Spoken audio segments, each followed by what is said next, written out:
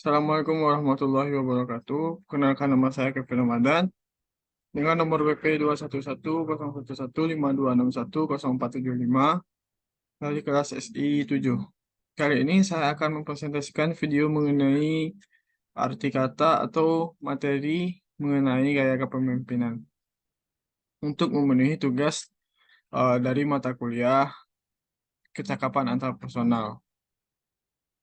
Untuk yang pertama, saya masuk pada poin pengertian kepemimpinan. Kepemimpinan adalah kemampuan seseorang untuk mempengaruhi, mengarahkan, dan menginspirasi individu atau kelompok dalam mencapai tujuan bersama. Kepemimpinan bukanlah sekedar posisi atau jabatan, tetapi sebuah sikap, keterampilan, dan perilaku yang memungkinkan seseorang untuk membimbing dan menggerakkan orang lain menuju kesuksesan. Selanjutnya, karakteristik kepemimpinan yang efektif diantaranya yaitu yang pertama yaitu visi yang jelas, di mana seorang pemimpin harus memiliki visi yang jelas tentang tujuan yang ingin dicapai dan mampu mengkomunikasikan visi tersebut kepada tim.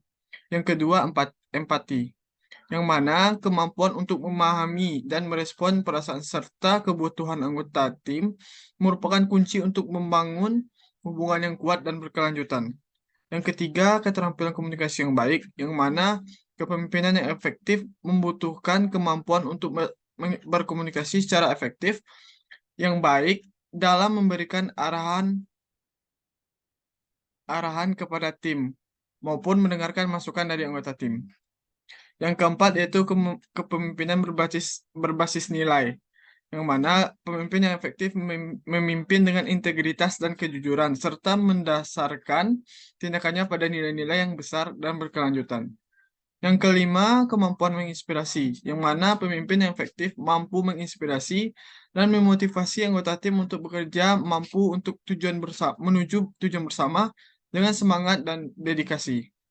Untuk poin yang kedua yaitu strategi mengembangkan kepemimpinan. Untuk yang pertama yaitu pelatihan dan pengembangan, yang mana program pelatihan dan pengembangan kepemimpinan dapat membantu mengasah keterampilan dan meningkatkan pemahaman tentang kepemimpinan yang efektif. Yang kedua, mentor dan role model. Memiliki mentor atau role model yang inspiratif dapat memberikan pandangan baru dan inspirasi dalam mengembangkan kemampuan kepemimpinan. Untuk yang ketiga, umpan balik yang konstruktif, yang mana menerima umpan balik dan dari rekan kerja dan atasan dapat membantu pemimpin untuk mengidentifikasi area-area yang perlu diperbaiki dan terus berkembang. Selanjutnya kita masuk pada pokok pembahasan yaitu apa itu gaya kepemimpinan.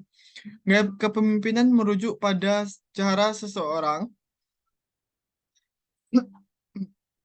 pemimpin mempengaruhi, memotivasi, dan mengarahkan individu atau kelompok dalam mencapai tujuan tertentu. Setiap gaya kepemimpinan memiliki ciri khasnya sendiri yang tercermin dalam interaksi sehari-hari antara pemimpin dan pengikutnya. Berbagai jenis gaya kepemimpinan. Yang pertama yaitu kepemimpinan otoriter, yang mana gaya kepemimpinan otoriter melibatkan pengambilan keputusan secara tunggal oleh pemimpin dengan sedikit atau tanpa partisipasi dari anggota tim. Selanjutnya, pemimpin otoriter menetapkan aturan dan mengharapkan ketaatan dari bawahnya.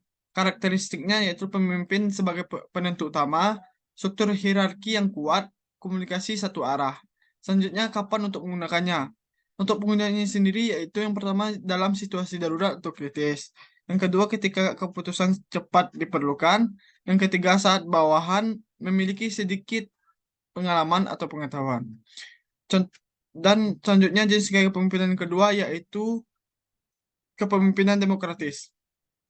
Yaitu kepemimpinan demokratis melibatkan partisipasi aktif anggota tim dalam proses pengambilan keputusan.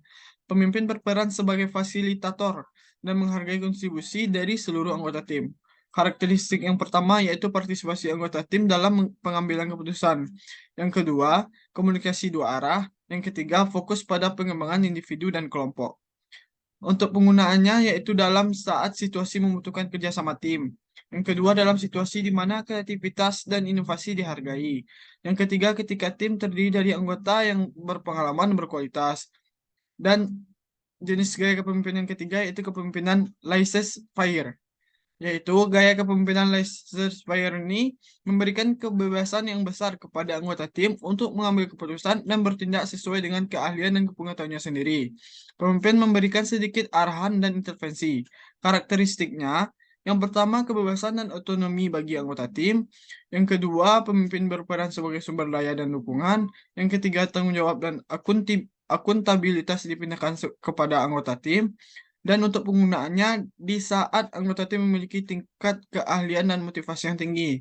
Dalam situasi di mana kreativitas dan fleksibilitas diperlukan.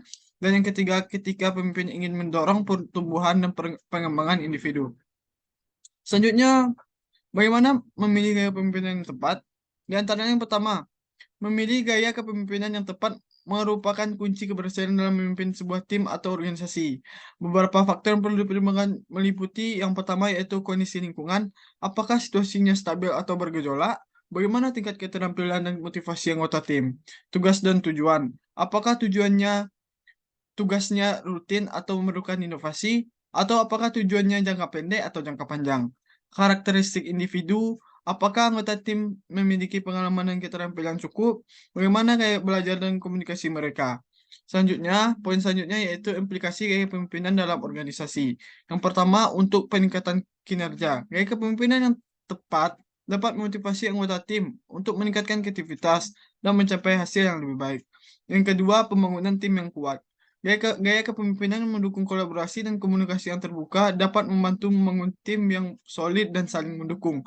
Yang ketiga, pengembang karyawan. Pendekatan kepemimpinan yang ini inklusif dan mendukung dapat merangsang pertumbuhan pribadi dan profesional karyawan. Dan yang keempat, adaptabilitas terhadap perubahan, yang mana kepemimpinan yang fleksibel dapat membantu organisasi menyesuaikan diri dengan perubahan lingkungan dengan lebih cepat dan efektif. Selanjutnya yang langkah-langkah dalam pengambilan keputusan dalam kepemimpinan yaitu yang pertama yaitu identifikasi masalah atau tujuan. Pemimpin harus jelas tentang masalah yang dihadapi atau tujuan yang ingin dicapai. Yang kedua, pengumpulan informasi, yang mana mengumpulkan data dan informasi yang relevan untuk memahami situasi dengan baik. Yang ketiga, analisis alternatif, menganalisis berbagai alternatif dan implikasinya terhadap tujuan yang ingin dicapai. Yang keempat, pemilihan alternatif, memilih alternatif yang paling sesuai dengan situasi dan tujuan. Yang kelima, pelaksanaan keputusan, yang mana mengimplementasikan keputusan yang telah diambil dengan jelas dan efisien. Yang keenam, evaluasi hasil, mengevaluasi hasil dari keputusan yang diambil yang menyesuaikan langkah-langkah selanjutnya sesuai kebutuhan. Selanjutnya, gaya kepemimpinan bukanlah konsep yang bersifat satu ukuran yang cocok untuk semua. Seorang pemimpin yang efektif mampu memahami situasi dan kebutuhan timnya, serta memilih gaya kepemimpinan yang paling sesuai untuk mencapai tujuan bersama. Dengan memperhatikan karakteristik individu, kondisi lingkungan, dan tugas yang dihadapi, kita dapat menjadi pemimpin yang lebih efektif dan membawa organisasi kita menuju kesuksesan. Sekian dari saya untuk presentasi tugas mengenai materi gaya kepemimpinan. Apabila ada salah dan saya mohon maaf. Wabillahi taufiq wal hidayah. Wassalamualaikum warahmatullahi wabarakatuh.